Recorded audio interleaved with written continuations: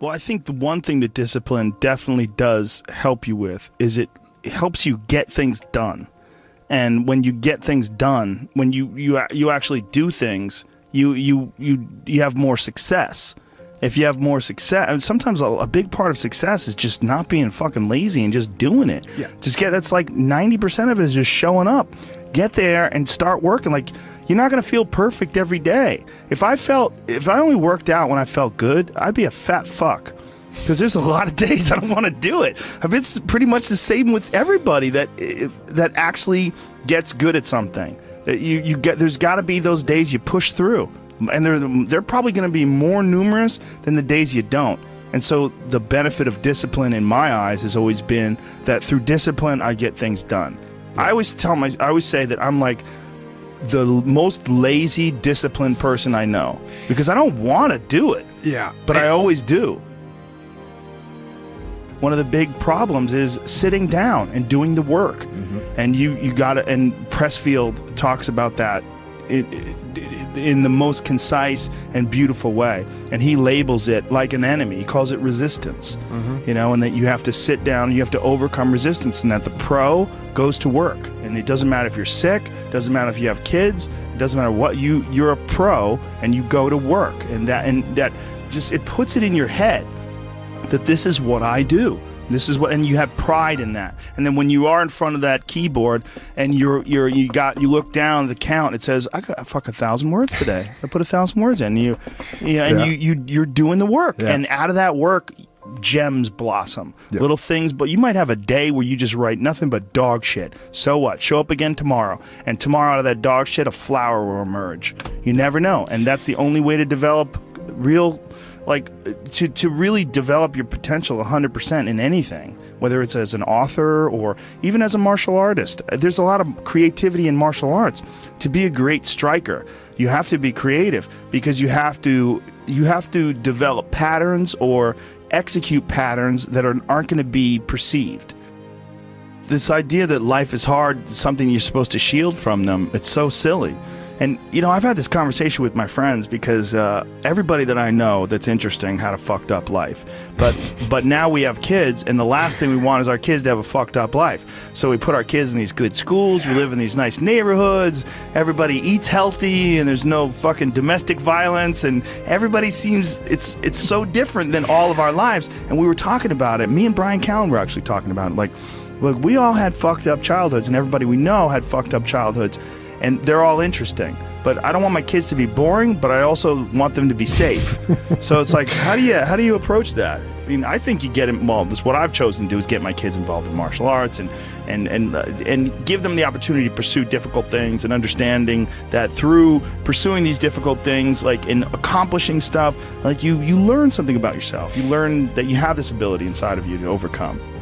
Get obsessed with life improvement. Find things that you enjoy doing that are difficult, do them and get better at them. It seems so simplistic.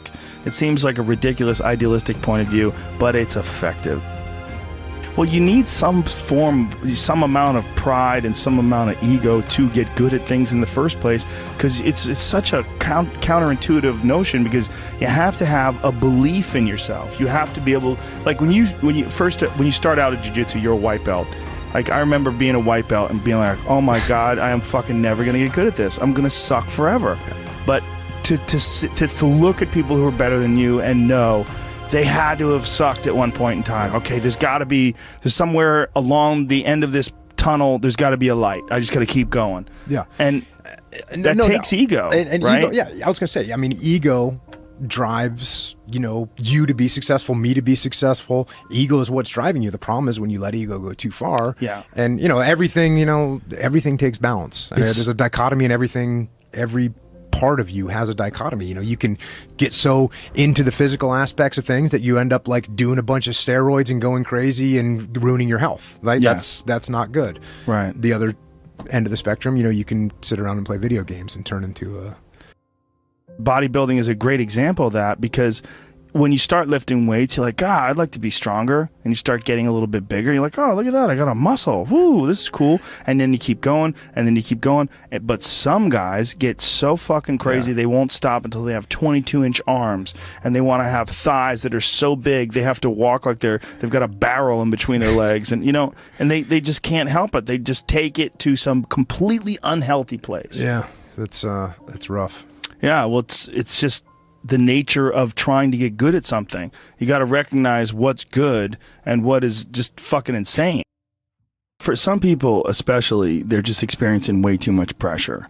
And that pressure, a lot of times, it's just an imbalance in perspective. And some of it's, I was talking to this mom once. Her daughter does gymnastics with my daughter, and we were talking about kids killing themselves where she used to live. She used to live in one of the really wealthy tech areas outside of San Francisco, and a bunch of kids that went to school with her daughter that were like 15, 16 were jumping off bridges and shit. Like it was like an epidemic, and they were trying to figure out what the fuck is going on, and they're literally calling it affluenza. That these affluent kids and their families are literally worth $1 billion. I mean, everybody's super rich, and they're having this insane pressure, like before high school and in high school, to be in Ivy League schools and to get 4.0s and all, and they're not having any fun, and they're not experiencing life, and they don't have any hope, and their parents are all on fucking pills, and they're just killing themselves. For some people out there that aren't feeling good, man, if you just fucking struggled more, you get over that struggle, you feel better. It sounds so simplistic, but I swear by it. I've felt shitty myself, and then forced myself to work out, and after I get out of there, I'm like, whoa! 100%. Fucking it's 100% guarantee. It's hard for people to break momentum, too. Momentum that's good momentum or momentum that's bad momentum. When I get on a good groove or working out all the time, I feel it. Like after I'm done working out, I'm like, yeah, I can't wait to get in there again. I can't wait to work out again. That's the good momentum. But then there's that bad momentum, like you get injured or something like that, and you can't do anything for a couple of weeks, and then to try to get that kickstart that motor up again, it's hard to get momentum. There's a lot of people that are eating shit food, and then by the end of the day, your body's in a crisis. Yep. Your body's just processing all this bullshit. And if you're eating a big, bullshit lunch filled with nonsense, like your body's got to process all that stuff. And so at the end of the day, yeah, you're going to lose your willpower. So like when 5 o'clock, 6 o'clock rolls around, you're going to be tired. But if you have a healthy lunch, and you're properly fueled, and then you also have positive people in your life, everyone's motivated, by the end of the day, you're going to feel good. Whatever the fuck your thing is, just go and do it. Just force yourself to do it. And if you feel like shit because you ate lunch, then your lunch was, filled with bullshit, well then, hey dummy, don't eat shitty lunch tomorrow. Tomorrow try a nice salad. Yeah. Try a salad with some salmon and see how you feel then. You're like, hey, I feel way better today at 6 o'clock. Duh. Yeah. Now your decision making will be better. Like people don't understand how significant it is. Like all these little decisions, those are like that's the path for the rest of your existence on Earth. And if you decide to go to fucking Cheetos chocolate chip cookie route, you're just making a shit path. You're carving your fucking path through broken rocks and glass, and it's not the way to go. You know what else doesn't exist in a day-to-day life? A place where it's okay to be a man. It's actually okay to be a man. It's okay to have man thoughts. Like everybody is so toned down and neutered. It's like human resources and corporate life has watered down people's natural behavior to the point where people are just dying on the inside, sitting in these fucking cubicles, rotting, just freaking the fuck out, having all these thoughts they can't entertain, having to pretend to be someone they are not all day long, putting on this bullshit way of talking, this fake way of thinking. Everybody's got to subscribe to whatever fucking ridiculous policies their company wants to enforce. And you're just a robot, and you get out of there and you just want to scream. It's this fear of discomfort. People have this extreme feeling in their mind when it comes to their associations with exercise. They want to avoid discomfort. They feel like any type of exercise is just like something to be avoided. That's not for me. Fuck that. I don't want to sweat. I don't want to strain. And a lot of times, this association that they have is about the beginnings of getting in shape. It's not about once you're actually fit. Because once you're actually fit, exercise is something you look forward to. It's an alleviation of stress. it feels great. Like if I can't get a workout in, I look at my schedule. I go, oh shit, I don't have any time for a workout, which means I'm not going to get that good feeling. And so instead of looking at it like, oh, I've got to go grunt and sweat, I'm thinking I'm not going to feel good. I'm not going to feel relaxed. I'm not going to feel carefree. And I'm not going to feel even appreciative. Like my appreciation of things, and it gets enhanced greatly after exercise. I just feel better. I feel like I can take things in for what they are rather than, you know, whatever sensory data that I'm getting from any event is just one more distraction that gets in my way. And you know, that's a lot of times how I look at things if I'm overstressed or if I'm working too much. Like our bodies, for whatever reason, most people, their associations are to avoid anything that's uncomfortable. But it's so illogical, because when you look at comfort and you look at success and progress and the feelings of accomplishment and of getting past certain hurdles in terms of like how you feel about life, a lot of those are connected to discomfort. Like discomfort is your friend.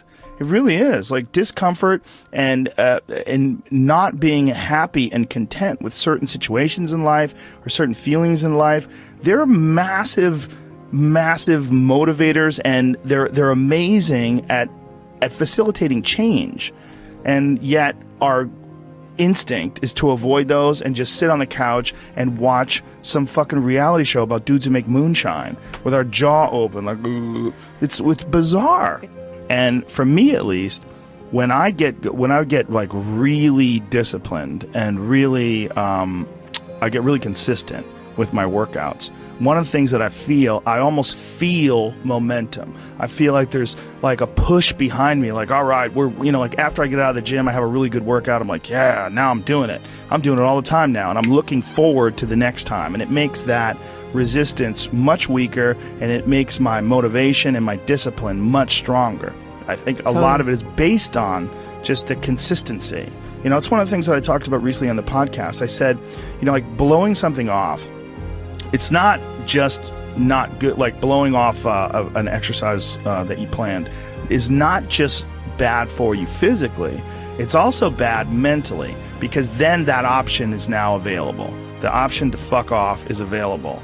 And you did it before, and you're probably going to do it again, and you'll get mediocre results, not just in that aspect of your life, but maybe in all aspects of your life. Because I think that option to fuck off, when you embrace it, that is a pathway that you might choose when it comes to dealing with conflict in your personal life, dealing with business decisions, dealing with career decisions, like an uncomfortable decision that you might be faced with, where you need to make a change as far as like what your pathway is in life, but you don't do it. Instead, you fuck off. And that the inclination to fuck off, I think, that gathers momentum as well. The inclination to be disciplined, that comes with momentum too. And I think both things, like you take a path, like the path of the healthy person or the path of the fuck off. Like this is not, like your body is like a race car that you can juice up yourself. Like you can add the fat tires, you can add the improved suspension, you can beef up the horsepower in the engine. You could do all that yourself. Or you could just choose to have this shitty body that's always falling apart on you, because we're essentially ecosystems. You know, and we're in charge. This weird consciousness that has all this resistance and has all this inclination towards comfort and fucking off and blowing things off is what is in charge of making all these things happen that keep this ecosystem healthy. It's almost like if Earth itself had like a shitty manager. You know, if like there was a natural manager of Earth that was like, oh God, who cares if it rains? Oh God, you know, like I'm gonna stop growing things. I don't give a shit anymore. It's all stupid anyway. I mean, it's literally like the just blow it up. Yeah. Fuck it. Let's just kill all of life. It's all gonna die eventually. I mean, the sun only lasts 7 billion years. You see, that is the perspective a lot of people take with aging, where it's like, well, you're gonna die, you're gonna age, you can't stop aging, and it's like, yes, you're right, but that's not the point. The point is to age better.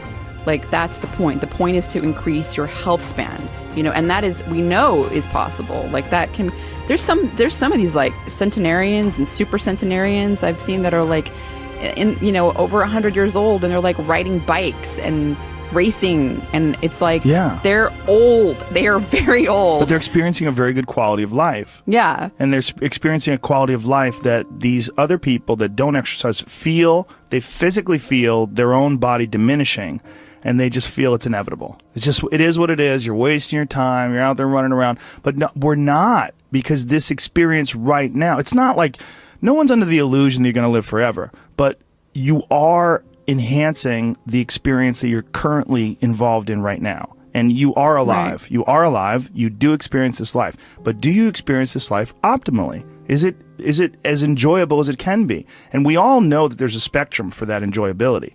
Like, we've all had times in our life where it's not been so great. And then times in our life where everything came together, like, what a fucking great day. Woo! Like, make more of those. Like, you can make more of those. And then the whole thing's better. And I think when that whole thing is better, it affects everybody you touch, everybody that's around you, everybody you come in contact with. And that in turn, I mean, it sounds so grandiose, but in turn can affect the entire race of human beings. I've always wondered if the depression that people see en masse today, there's so much depression that people, I mean, it's a common trait.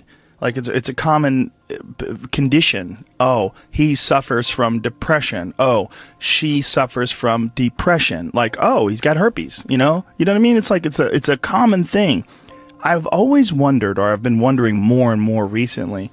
It really hit me when, have you ever seen Heinmo's Arctic Adventure? This guy lives in this incredibly remote area of the Arctic National Wildlife Refuge in the Alaskan interior, and he lives in this really small log cabin, and he hunts and gathers, and that's all he does. And he's very smart. Like, he's not a dummy at all. And he's been up there. He lives with his wife, and he raised children up there, and it's really, really, there's some dark moments in there, because they lived like this from the time, like, when they had children up there, and they lost their 2-year-old baby in a fucking canoe.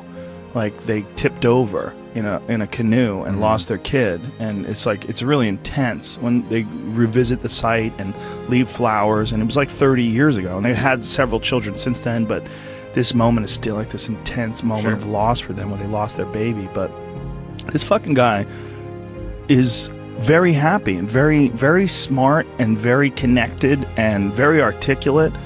And he firmly believes that human beings, when we evolved and developed and were hunter-gatherers, that there's a set of rewards. There's reward systems that are set up inside the human body, inside the very being that we embody, that don't get met in today's society. And that's one of the things that's causing depression. One of the things that's causing this funk that people are in is that we're living our lives, many of us at least, in these very unfulfilling ways, where you're going to this office with artificial light and you're doing something you don't want to do all day long, and then you get home and you're tired. And on top of that, you're eating shit. You're eating potato chips and you're drinking soda, and your body is just like, what in the fuck is this? We're supposed to be out in the fields. We're supposed to be walking up hills. We're supposed to be looking for animals or gathering vegetables. We're supposed to be doing all these things that our body's designed to do. We're supposed to be in nature. Yeah. And nature is like a medicine. Like, it literally is a medicine to you. Like, people that go, you don't have to go hunting, you don't have to go fishing, just go fucking hike, man. Just go hike up to the top of a mountain and look out.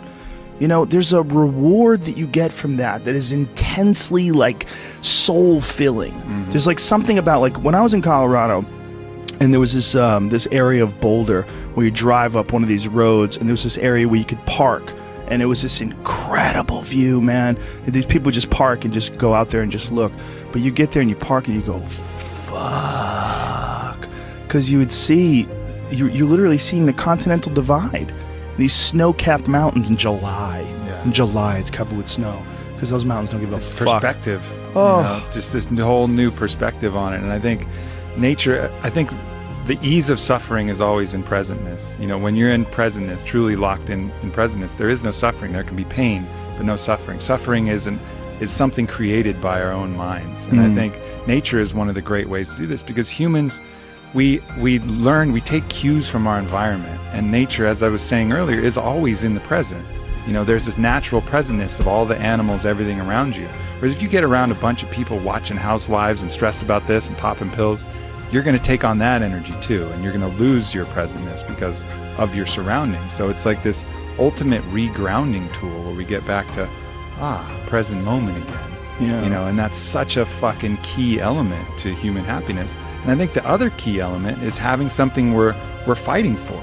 You know, having a mission. I think we're all forces, and that force needs to have an effect, needs to have a reason that it's moving in a certain direction. And I think with all of our needs and all of our needs met, you know, where we don't have to hunt for food, we don't have to acquire everything, everything's relatively easy, and it's all about advancement and all this. We've lost a lot of the basic mission, which was the mission to survive and procreate, you know, so, and we haven't replaced it with any other universal mission, which is, I think, one of the big allures of these things like wars and these things like creating an enemy. Well, at least then you have a mission. And when you have a mission, human beings are happy. You know, like Bertrand Russell talked about, he did a book, Conquest of Happiness, and he had his own fucked up attributes. Every time I bring him up, people talk about his fucked upness. He was into phrenology, and he might have been a racist, whatever, but he was a good philosopher. Smoked constantly. Yeah. But anyways, he talked about the happiest person he knew. The happiest person he could find was a groundskeeper on a manor who every day woke up and was at war with the rabbits of the grounds. He just declared that the rabbits were the fucking enemy, and he would go out with his gun and he would hunt as many as possible, and he would go morning till night, and he would kill as many rabbits as he could, because it was the rabbits were the ones eating the hedges and the flowers and whatever. So he basically made the rabbits his enemy and struck out every single day to kill as many rabbits as possible. And that dude, according to Bertrand Russell, was happy as fuck. He had a task. He had a task. He had a purpose. You know, he had a mission. My mission is to destroy the rabbits. I used to have a dog like that. Yeah?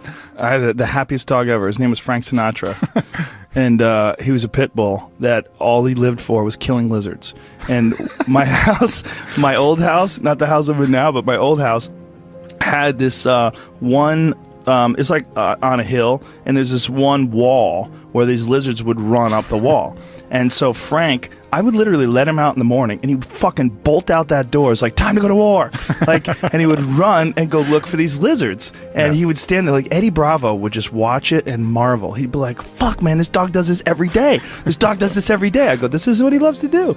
And he would go there, and he would have his paws on the wall. And he would, and he would go crazy, and he would jump up and try to grab a lizard, and occasionally he would get one. And he'd be like, fuck yeah. And he would get one, and he would go looking for another one. He would go, and it was a pretty big yard. So he would go wandering around the yard looking for anything else that fucked up, anything else that was slipping. There was constantly, unfortunately, twice I had to take him to the hospital because he got bit by rattlesnakes. Because rattlesnakes were slipping too, apparently. He killed the rattlesnakes, but the rattlesnakes fucked him up. Yeah. He had like a water balloon growing out of the side of his head. Both of my dogs, by the way, that's a real problem if you don't have the money to pay for the serum. It's super expensive.